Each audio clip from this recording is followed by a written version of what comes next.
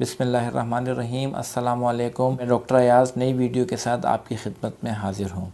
आज हम आपको रूमेटॉइड आर्थराइटिस यानी गठिए के दर्द के बारे में बताएंगे कि गठिए के दर्द एक ऑटोइम्यून डिजीज़ है। गठिए के दर्द रूमेटॉइड आर्थराइटिस दरअसल एक सिस्टेमिक इन्फ्लेमेटरी डिजीज़ है, यानी इस बीमारी में हमारे जिस्म में मुख्तलिफ़ मकामात पर सोजिश या सूजन पैदा होती है।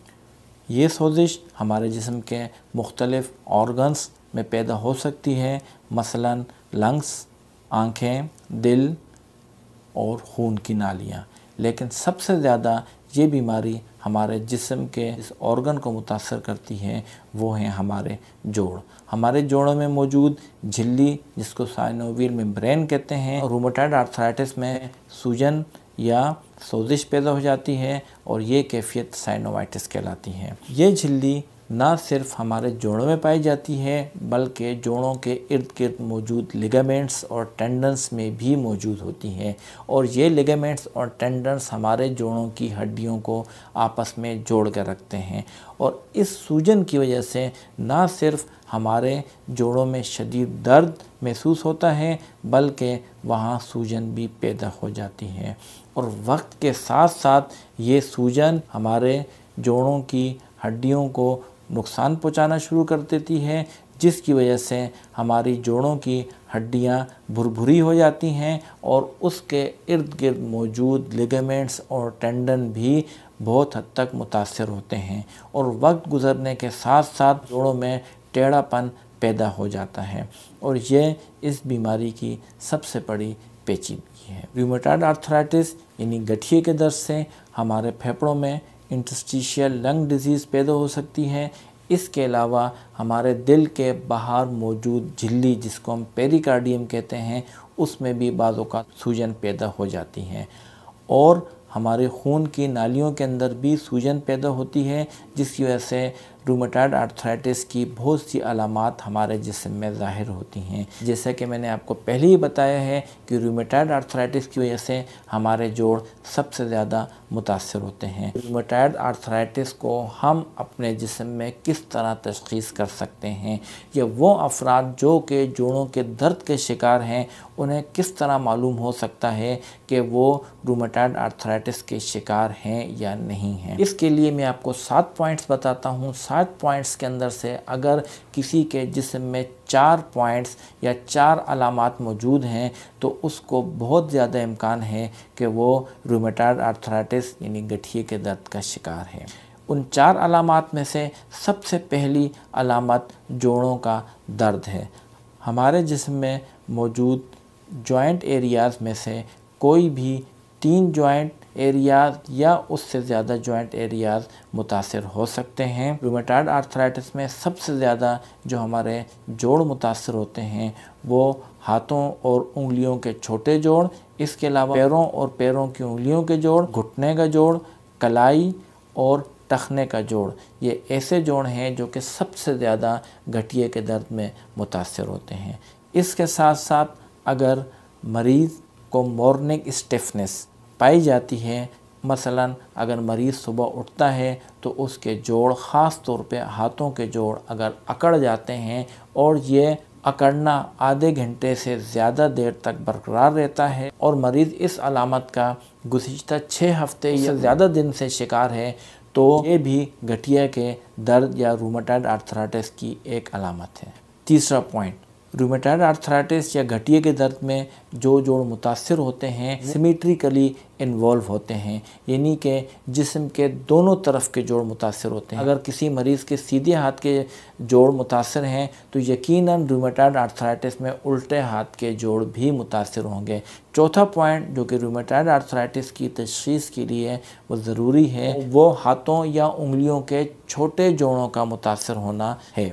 रूमेटॉइड आर्थराइटिस में हाथों और उंगलियों के छोटे जोड़ बहुत ज़्यादा मुतासर होते हैं, और ये रूमेटॉइड आर्थराइटिस या गठिए के दर्द की एक अहम अलामत है। इसके अलावा रूमेटॉइड नोड्यूल्स का ज़ाहिर होना, यानी कि जिल्द पर गुठली का बन जाना, और ये गुठलियाँ उमूमन बोनी प्रोमिनेंस यानी नुमाया हड्डियों के ऊपर ज़्यादा ज़ाहिर होती हैं और आम तौर पर कोहनी और बाजू के यानी फोर आर्म के पिछले हिस्से पर ये गुठलियाँ या ये रूमेटॉइड नोड्यूल ज़्यादा ज़ाहिर होती हैं। छठी अलामत जो कि रूमेटॉइड आर्थराइटिस की तशख़ीस के लिए ज़रूरी है वो है टिपिकल एक्सरे अपीयरेंस, यानी कि एक्सरे करने पर ख़ास किस्म की अलामात या साइन ज़ाहिर होते हैं जिससे रूमेटॉइड आर्थराइटिस की तशख़ीस की जा सकती है।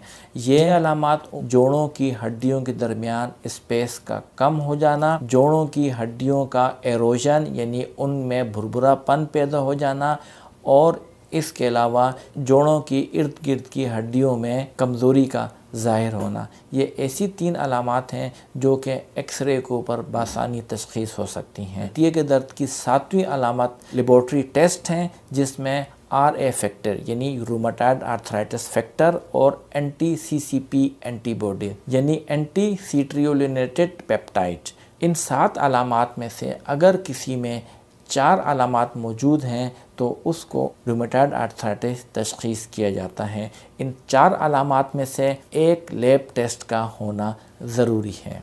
जैसे कि वीडियो के शुरू में मैंने आपको बताया था कि रूमेटॉइड आर्थराइटिस यानी गठिए के दर्द से जोड़ों में टेढ़ापन पैदा हो जाता है और ये टेढ़ापन, ये डिफॉर्मिटी हाथों के जोड़ में या उंगलियों के जोड़ में बहुत ज़्यादा होती है।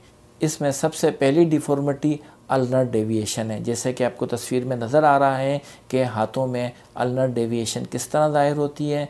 इसके अलावा उंगलियों में बटनवेयर डिफॉर्मिटी और स्वान नेक डिफॉर्मिटी भी बहुत ज़्यादा आम है। तस्वीर में आप देख सकते हैं कि रूमेटॉइड आर्थराइटिस या गठिए के दर्द से हाथों में किस किस्म की डिफॉर्मिटीज़ ज़ाहिर होती हैं। रूमेटॉइड आर्थराइटिस की इलाज की 3 मॉडलिटीज़ हैं, यानी 3 किस्म का इलाज रूमेटॉइड आर्थराइटिस के लिए दस्तयाब है।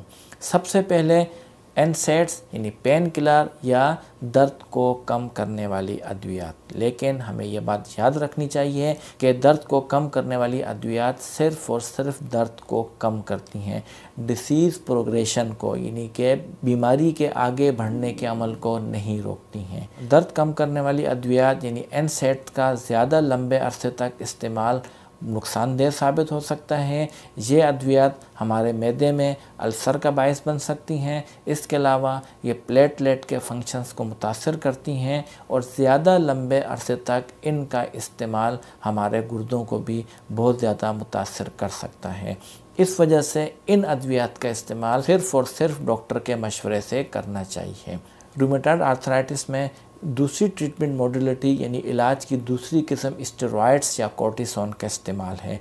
कोर्टिसोन का इस्तेमाल इंतहाई कम डोज पर किया जाता है और वो सिर्फ उतने अरसे तक किया जाता है जब DMRDS यानी disease modifying anti rheumatic drugs अपना काम शुरू कर देती हैं। स्टेरॉइड्स का ज़्यादा अरसे तक इस्तेमाल बहुत सारी पेचीदगियों का बायस बनता है, जिसमें हड्डियों का भुरभुरापन यानी ऑस्टियोपोरोसिस, शुगर का पैदा हो जाना, ब्लड प्रेशर का हो जाना और इसके अलावा कुशिंग डिजीज़ भी कॉर्टिकोस्टेरॉइड्स की पेचीदगियों में शामिल हैं। इस वजह से इन अद्वियात को भी सिर्फ़ और सिर्फ डॉक्टर के मशवरे से इस्तेमाल करना चाहिए। तीसरी ट्रीटमेंट मॉडलिटी जो कि रूमेटॉइड आर्थराइटिस के अंदर की जाती है वो है DMRDS disease modifying anti rheumatic drugs. ये वो अद्वियात हैं जो कि डिजीज़ प्रोग्रेशन को कम करती हैं, यानी कि रूमेटॉइड आर्थराइटिस या गठिए के दर्द के बढ़ने के अमल को कम करती हैं। ये 2 किस्म की होती हैं, एक सिंथेटिक DMRDS और दूसरी बायोलॉजिकल DMRDS, और इनका इस्तेमाल भी सिर्फ़ और सिर्फ डॉक्टर के मशवरे से और डॉक्टर की सर्वेलेंस के अंदर ही करना चाहिए। पहले स्टडीज़ में ये कहा जाता था कि DMRDS को रूमेटॉइड आर्थराइटिस या गठिए के दर्द के तशख़ीस के फ़ौरन बाद इस्तेमाल नहीं करना चाहिए, लेकिन अभी जो स्टडीज़ आई हैं उसमें इस बात पर ज़ोर दिया गया है कि DMRDS को रूमेटॉइड आर्थराइटिस या गठिए के दर्द की तशख़ीस के फ़ौरन बाद शुरू कर देना चाहिए, ताकि बीमारी के आगे बढ़ने यानी प्रोग्रेशन के अमल को रोकती हैं और हाथों और उंगलियों के जोड़ में पैदा होने वाले टेढ़ेपन को बहुत हद तक बचाती हैं। इस वजह से अगर किसी मरीज़ में रूमेटॉइड आर्थराइटिस या गठिए का दर्द तशख़ीस हो तो उसको डॉक्टर के मशवरे से फ़ौरन DMRDS यानी disease modifying anti rheumatic drugs का इस्तेमाल करना चाहिए ताकि रूमेटॉइड आर्थराइटिस से पैदा होने वाली जॉइंट डिफॉर्मिटी यानी जोड़ों के टेढ़ेपन से महफूज रहा जा सके। यकीनन आपको आज की वीडियो पसंद आई होगी।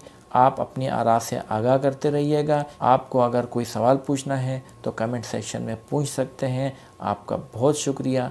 अल्लाह हाफ़िज़।